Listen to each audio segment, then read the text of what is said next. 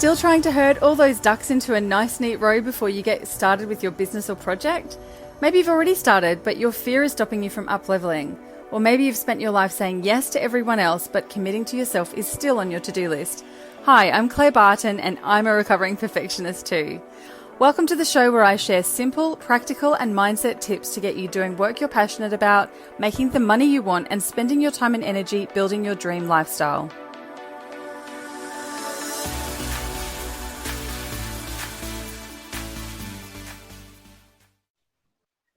Hello everyone, it's Claire from The Recovering Perfectionist, and today I'm joined by the gorgeous Dr. Barbara Hong, who is the author of Failing Up, a beautiful book which I have started to read, and I have to admit I haven't completely finished, but I can't wait to talk to you about it. And you're joining us from beautiful Hawaii today. Welcome to the show. Hi, aloha. Oh, beautiful. It sounds so gorgeous when you say that. Barbara, would you like to introduce yourself and tell us a little bit about you in a nutshell before we start having a chat about this amazing book and your incredible story? Well, I'm originally from Singapore. I'm currently a professor, been teaching for almost 17 years. I'm a speaker, author, and I teach and I live in Hawaii. Amazing.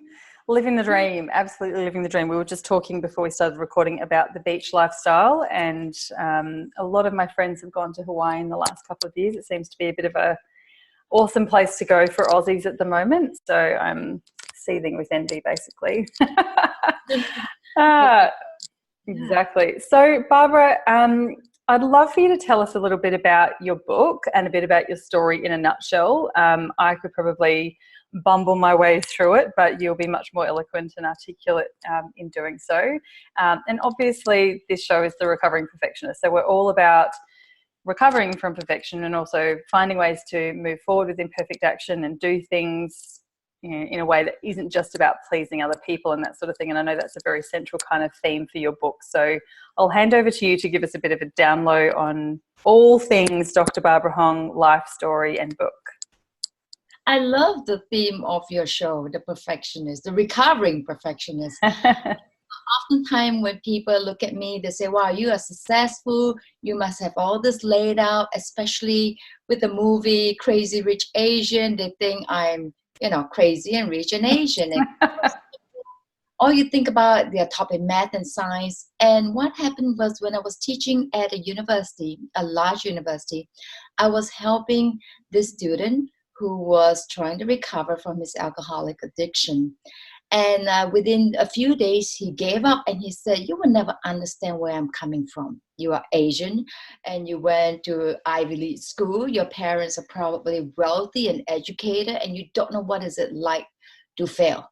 And it dawned on me that, I bet a lot of people think Asians are like that. And Wow. so I embarked on writing this book, which was kind of, embarrassing, humiliating, and I don't know if any professor ever want to profess that they failed their whole life to be where they are today. So again, writing a research paper would have been so much easier, but it took 7 years to really have the courage to write out everything. And so the book is basically a memoir about my life growing up and how I failed from the beginning. And particularly my dad has been an alcoholic. My mom is illiterate. She can't write her names. I'm the youngest of the four. My oldest brother dropped out at 7th grade. And the last time I saw him was in prison, probably 16 years ago.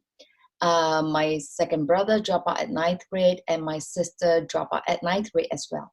So the biggest dream that my mom has for any of us is if we finish 10th grade or if one of us work in an office with air condition. Wow. That would be, yeah. So my mom, when I couldn't get into school, and the reason is because Singapore had a policy when it separated from Malaysia in the 1965. So I was born 1970s. I was told that because I'm the fourth child, I will be penalized. That means I cannot go to any good school. Or my mom will be fined $1,000, which was a lot of money. So she doesn't have the money and she tried to get rid of me. So she finally told me when I was 6 years old that she tried aborting me twice. Wow. She told you that when you were 6 years she couldn't old? get rid of me. So she always reminded me that, yeah, because I couldn't get in school. So then I didn't understand what's the meaning of the word abort. She said, I could have gotten rid of you. You should never have been born. And so then she kind of have like this guilt trip that because I was born and now, you know, I'm here. She said, you know, don't study too much because you have brain damage already. I already ate things that try to get rid of you when she was 6. Wow. So my whole life, I just think I'm a cabbage head, which you think of a cabbage. It's empty, it looks like a brain, and that's why it's called a cabbage head. So I've been, you know, called names by teachers, by my own mother, right? So my dad doesn't really involve himself with us, and livelihood is just, you know, a lot of people are poor in Singapore at that time. So my house was like a sweatshop. We just snip clothings when clothes are nice in the store is because somebody cut the buttons and the thread off and they look nice when you present them. And so that's the life that I know. I just go to school, passing days, but not much get into my head. And I believe that I'm stupid. And again, teacher called me retarded, and that's what I am. You know. I don't know about anyone else, but I'm sure, like me, I'm literally covered in goosebumps and I'm feeling really sad and really angry all at the same time and just like, oh, what is wrong with people? And hoping that things aren't exactly like that for as many people these days, but also completely conscious that it is like that for people. So go on. I'm just going to gather my thoughts right now. A lot of time we look at whether it's genetic, whether it's biological, environmental, we blame our heritage, we blame our circumstances. So I live that kind of life, and I don't think it's unique. A lot of people say, well, there's nothing much I can do to change because that's the way I was born. But what happened was in 10th grade, I flunked the very major exam because I didn't even show up for the exam. So I kind of lived a self-fulfilling life. But what happened was it was so humiliating because everybody would have gone on and wore a different uniform. And if I were to repeat, I would have to wear the same uniform. That means everybody would know that I flunked. Or I could just drop out like my siblings. But I decided that I am going to suck it up. I'm going to give myself 24 hours to cry. And it could be the longest 365 days of my life or the shortest 365 days of my life that I got the chance to turn around. So again, going back to school, repeating, so embarrassing.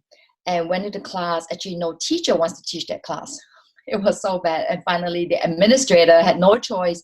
At the last minute, he came in, and his error happened to be math. I mean, when you are flunking, the last thing you want to learn is math. But it was the way Mr. Yap taught the class. He didn't just teach math. He said, of course you guys can do this. Look at this. And this is how you... So I don't know when was the last time he taught, but we were all afraid of him because he's the disciplinary master. But he had a way of teaching me. It wasn't the subject, it's that he taught me. And I embraced it. And that year I went on and I did my exam and I got an A. Went from an absent to an A. And it changes my attitude. So what happened was I was so afraid of failing after that. I studied so hard, like you said, recovering perfectionist. I put aside everything. I just want to study and be the first in everything. And I went on to pre-university. I did so well. I got the best all-around student of the year. I mean, we're talking about a 1-year change. But again, it became so absorbing that all I cared about was winning, being competitive, being number one, that I have very little sense of people around me. I don't care about anybody. And I was miserable, you know. And again, the book being filling up is that flunking my whole life, and suddenly you get this prize, you want to hang on to it. But it was also a reflection of, I don't really like me now that I got everything. What is the next thing, right? What's the next competition? You can't beat yourself anymore, and you're always so afraid that somebody's going to beat you. And that's where I start discovering that I don't want to be competitive. I want to be ambitious. And the difference is being competitive, you're always looking for the next competition to compete with somebody and to make sure that you beat somebody. But being ambitious is, it doesn't matter who is going to finish the race, as long as I finish the race. It's just something that I set for myself to reach. Even if it takes me longer, I can make it because I have the desire and I want to do it, regardless of if 100 people is in front of me. So that changes my attitude, and I start embracing that I need to care about people around me. And so I've always embraced that no one cares how much you know until they know how much you care. Being self-determined is so good to have, but it can also be very dangerous unless you start caring about people around you. Yeah, absolutely. And I think if we just backtrack for 2 seconds to the comparisonitis is crippling, isn't it? We call it comparisonitis, if you've heard that phrase. Like when you constantly comparing yourself to the people around you or other people's success or how other people are going, it can make you feel like, you know, amazing, or it can make you feel like you're doing really well, but it can be crippling because you're always striving to see what everyone else is doing, and then as soon as someone else does a little bit better, you absolutely beating yourself up about it. Yeah. Oh, yes. My goodness, totally. You know, it's like we always say we want to be that somebody, you know, we want to be the next this. No, be the first you. Yeah. Be you. Yeah. Be the first one to do something for myself. Yeah. I shouldn't want to, you know, get a good grade because my teacher says so, because my mom says so. Of course, we do that to please the people around us. But at some points, we need to recognize, are you doing this for yourself? You know? Yeah. So when I went on to have, I start noticing people care about me when they try to correct me. There's a difference in criticizing somebody and being a critique to somebody. The people are trying to help me change. Barbara, embrace this self-determination you have by loving yourself and loving the people around you. Otherwise, I can take this arrogance and zealousness in the wrong path. And it started helping me to realize that I don't really like myself now that I'm successful, or, you know, unless I start caring about people. And it's okay to admit that I flunked, I fell, but not to be discouraged and to pick myself up. So that changes my attitude. It's not about getting there. It's about being willing to pick myself up, being willing to admit that I do fail, I falter, I'm human. Sometimes it's not when or where you start, it's how you land on your 2 feet. And I believe in that. So, Barbara, with your very humble, if not incredibly difficult beginnings, do you think that culturally and your family and your upbringing helped you to stop the competitiveness and transition into the ambition? Or was it your teacher? Or like, why do you think you were able to kind of recognize that that's what was going on and actually be able to make that transition? Sometimes we think that it's like a lightning rod or something. And for me, it wasn't like that. It was that it was the teachers around me. It was the teacher who was critiquing me, and I could have been angry with the critique, but I start realizing, like I mentioned, I don't like. So what if I got the top best oral student? I don't like myself, right? Some people could be rich and they got status, they got job, they got luxurious car, but they don't like themselves. I want to like myself. I actually like myself better when I was failing. So I put a resolution that I want to change my attitude. Just like, you know, when I came to America, I learned about the story Alice in Wonderland. She reached a crossroad and she doesn't know which path to take. And the Cheshire Cat said, well, where do you want to go? And she said, I don't know. I said, well, then it doesn't matter which way you take. And to me, the story kind of like a little bit, you know, like you say, enabling. It's like, just because I don't know what's ahead, it doesn't mean I have to turn back. I still have to take a road and then discover who I am. Take on challenges, not just because it's easy. I do things out of my comfort zone to see who I am. I start noticing people, and the hardest thing is putting myself in their shoe, being empathetic. And when I start doing that, I discover that I want to be better, more than just achieving something material or educational or career-wise. I want to change what's inside me, the attributes. So just like in Alice in Wonderland, even if I chose the wrong road, I am willing to be humble and turn around and say, I'm wrong. let me try another road. Oh, that is such a big one, right? Like just being able to say, oh, that was shit. That didn't quite go according to how it was supposed to be.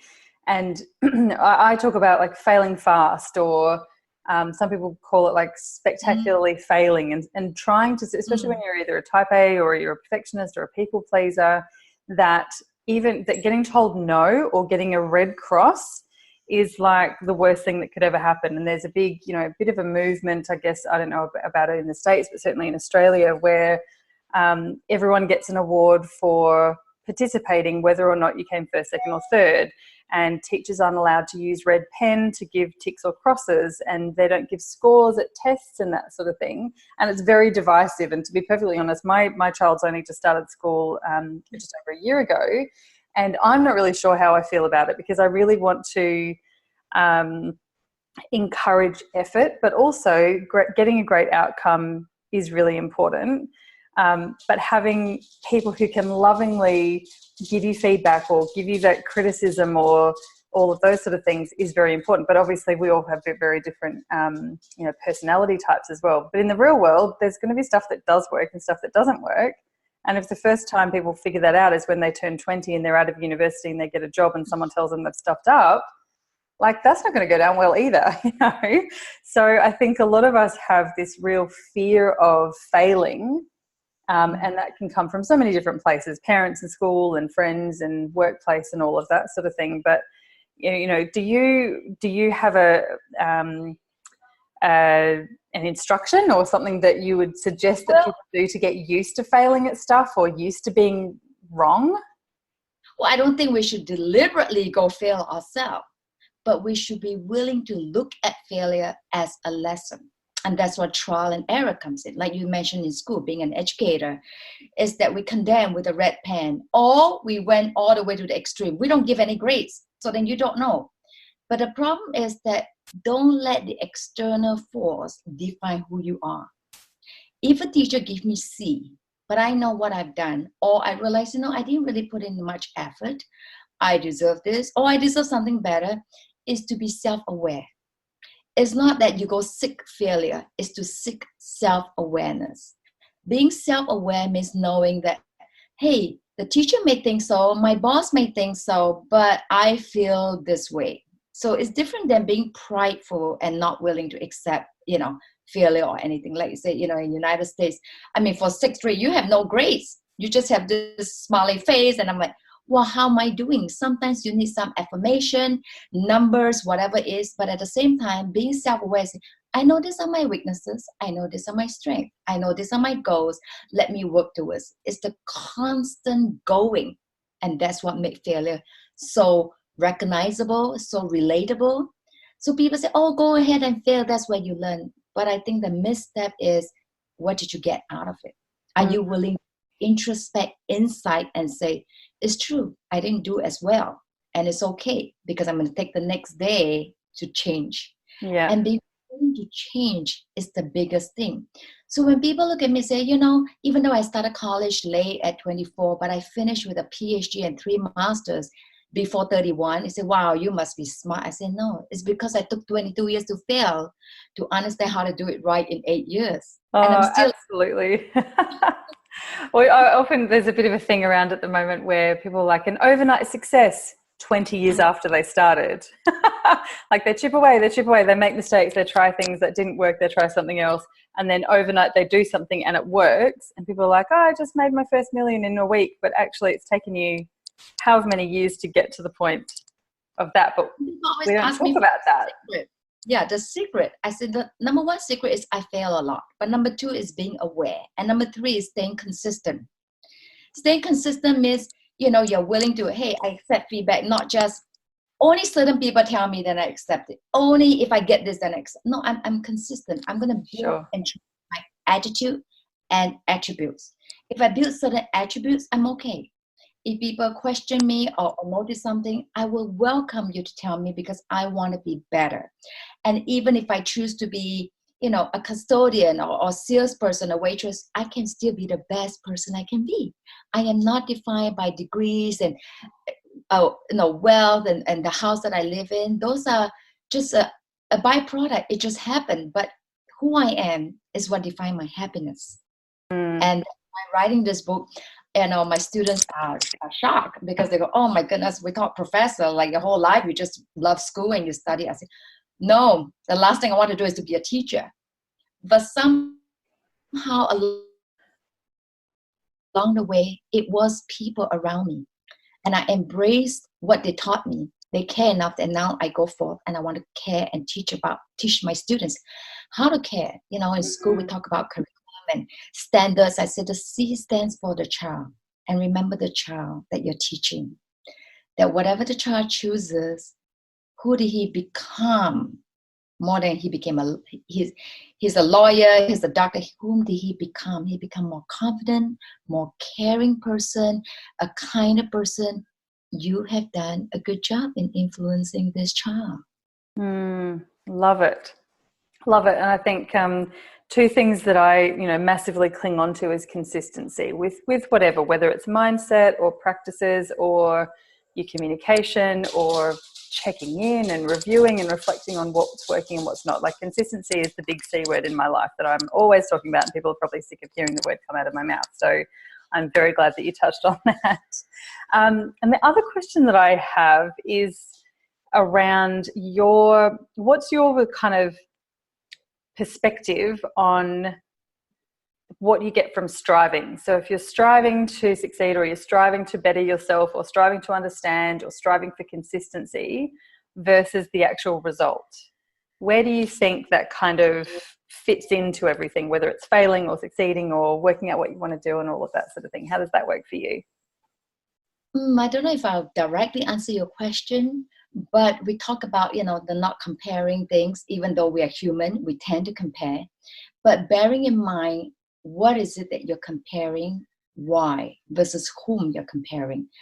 And in the end of my book, I actually talk about, don't compare your life to others. There is no comparison between the sun, the moon, and the stars. They shine when it's their time. We must have darkness in our life in order for the stars to shine. And sometimes we don't see the stars, but they are still there. Owning who you are, that you are weak at something and you want to strive, whether it's about losing weight, it's about getting education, whether it's striving for the next thing, is what is it that I'm willing to put in my effort? Nothing lands on your feet just like that. We must be willing to allow a crack, and that's how the light gets in to us. And in all of this thing, like say, I don't think it's a magic bullet that we have, but it took me, golly, 40 over years to recognize that I hope to pass on. And again, it is very hard because we're human. We want to get things right the first time. But somehow I say it is okay to not get it right. And that's what I always emphasize. The striving in education, we call it self-determination, is don't forget to care about the people around you. At the end of the day, it is all about relationship. Yeah. It is always about relationship. If you strive everything in your world and got everything and you have no relationship, you have basically lost everything. But if you have relationship, what's the point? You don't have anything else. Yeah, exactly. Oh my goodness. It's such a beautiful thing to hear, because obviously I'm in the business world and there is a lot of very unconnected, very, I don't know, people who are in it for just one reason and they don't really care how many people they piss off or how many people they kind of step on to get to wherever they're going. And it's a very difficult model to even see happening. I feel like I'm kind of arm's length to it, but I'm very aware of what's going on. Whereas I work in a very connected community. We're all, the people who I work with are people who say things like a rising tide lifts all ships and those sorts of things. So it is very much more connective, and it is about, obviously, I was running the last module of my beta course this morning, and I said, the same sort of thing, that you've got to look after the people who are around you, and obviously you're setting up a business that works for you and does whatever it needs to for you and for your circumstances, your family, your goals, your other commitments and that sort of thing. But at the end of the day, you've also got to look after the people who are paying you money. Otherwise, they're not going to pay you money. It's all for naught anyway. So yes, I'm all about, making things work for yourself, but if it's not in a connected and community way, I just don't understand how it's sustainable or how it can work anyway. So it's lovely to hear that confirmed. I mean, people do it for the money. They're angry at you, but they do it, and they're just suck it up, but they're not happy relating to you. And when I was at Columbia University, a professor asked me, what is it that you really want to do? I said, I just going to teach, all of this. I just gave a plain answer. He said, what do you really want to do? That means he's asking me, what effect do I want to have on society and on the people? And then it dawned on me, it's not just being a teacher of math, science. It's not just being a teacher of sixth grade, high school. Is being an educator. When I'm an educator, I make changes in society, whether it's for one child, it's for one class. What effect do we have on people using our talent, like, your show, your voice, to let someone hear and to understand where people are coming from? Is if we do all of this with no effect on people, I don't think it's any useful. We must have some effect in a positive way on people. And so I always call myself an educator more than just a teacher. Yeah. That I want to influence one child, one community, one corner, of people. Yeah. It's such a big thing, isn't it? I recently attended a festival, and beautiful Shannon Bush, who's also been a guest on the show, was a presenter. She held a workshop around her new book, which is called The Thrive Factor. It's on my desk somewhere right behind me. And she's done these beautiful archetypes, and one of them is, I'm going to totally stuff this up, the name, but it was something along the lines of an educator inspirer, I think, which is, obviously what you are, that it's, you're teaching, and no matter what you learn, whether it's the mindset or the journey or the story or the actual maths, that you have to share it. Like, you've got this bigger goal. And I think a lot of people do have that. Some people don't. Like, some people just want to kind of do their own thing and whatever, and that's personality wise, that's totally cool. But I think for people who have that skill or talent or special interest, it's almost like a duty that we need to share it and to help other people to get up to that point. And, I always say it's really interesting when you start talking about something and you have the courage of your convictions and you finally kind of say whatever it is that you need to say, as scary as it might be, that people just come out of the woodwork and they're like, me too. Yep, me too. Thank God you said that, because now I can say it. And I talk about, like, the recovering perfectionist. I started talking about it, and it was like everyone was sitting around the table, and it was like everyone just let their belts out and were like, oh, yes, I don't have to be perfect anymore either. But yeah, you really do hold that space for other people to be able to do it. And once you've taken the first step and everyone else has taken the first step with you, you're like, oh, great. Well, the second, third, fourth, and fifth steps are going to be way easier now because you've got a tribe. And I love it that students tell me, it's like, it's not just completing these assignments and doing this work. They say, Dr. Hong, we can feel your passion. I cannot teach that passion. And people can see it. And I said, wow, that was like the biggest compliment, because I don't know how to teach you the passion. You embrace it and you see it. And I'm so glad that it radiates to students, because no matter what I say, I have to be the example of why you become a teacher. And I always want to remind them, I would have been that student that you've written off if you didn't give a chance. And today I am where I am today because a teacher cared about me to give me a chance. And it took me 10 years, and plus all the years of repeating, for one teacher to make a difference. And so along the way, I call them accidental angels. People around us, they're angels, and they pass by us, whether they are making us upset, helping us, whatever it is, they accidentally interacted with us. And we could embrace that and say, I hope I learned something from this. And down the road, it's like you never know how. I'm still waiting for the day I could thank this teacher at 10th grade of what he did. I don't think he ever knew what he did. And I didn't know what he did until all these years later. That was the change. I was trying to find out, what is that catalyst? Was it overnight? It was all the shaming and everything that I have in my life. And then there was this adult in my life, that changes everything. Yeah. Amazing.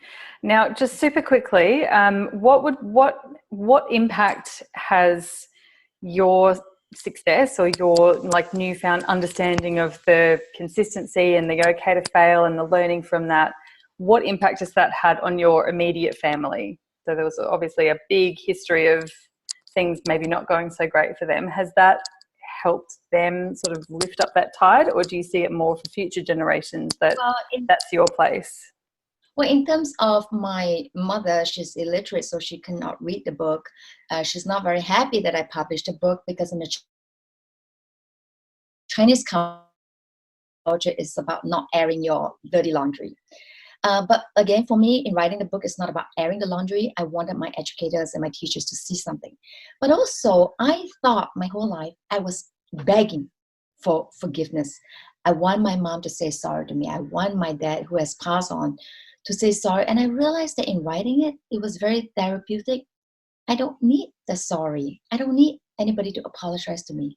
I have so much goodness in my life that I should embrace it rather than dig through that wound. And maybe I would never get that apology. And it's okay. I got so much to celebrate. I have 4 children.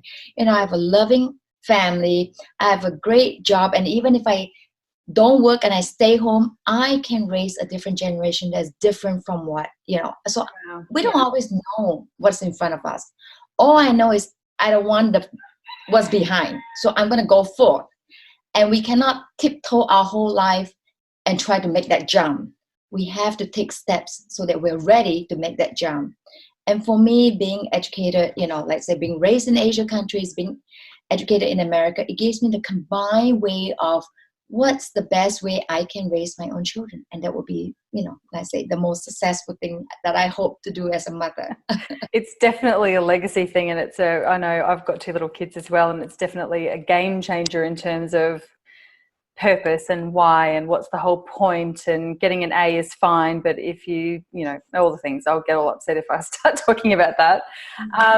Barbara, I'm so inspired. I'm so glad that you reached out and you've come on the show. This conversation has been amazing. I'm literally just getting waves of goosebumps because it is resonating so much. So another one I keep saying super quickly, last up, but I could talk to you for hours, I'm sure. You have left us with so many takeaways, but if you could talk to, I don't know, your 10-year-old self or your younger self, what would be your top 3 things that you would want her to hear? Wow, that's a hard one. No, I have a whole book, remember? You don't need just 3 things, no. But if you could give us 3 things, what would they be? Well, again, in my book, I use a lot of quotations. And the reason I use quotations is because people can interpret that according to however, you know, they see the picture. And one of my favorite quotes is, there is nothing in a caterpillar that tells you it's going to be a butterfly. And when you look at it, you go, I don't know what this tiny little worm or whatever is going to do, but it's going to blossom. And how it goes through the change to moth inside is gruesome. And yet it knew it has to go through that in order to be this butterfly. And remember, everybody got to go through some stages in life. And with yours is this cocoon, you know it's gruesome, but some things around us, we cannot change. So change ourselves and our attitude, and you never know, it's going to fly away. And then that, you know, that butterfly. So I hope to live with you with that. I think I'm just going to go away and have a little bit of a cry now. Like it's just so beautiful. I've loved your story. I will go and finish the book. The first part that I have read is confronting, but really, really beautiful, and I'm absolutely loving it. So thank you so much for coming on the show. Obviously, all of your links, your Amazon book, and your social media links will be in the show notes. But for anyone who's like frothing and just hanging to get their hands and eyes on you, what's the best way for them to do that? Well, they can go to barbarahong.com, or like you say, on Amazon, they can get the book. But on my website, you can see information and what is it that I do and with the book.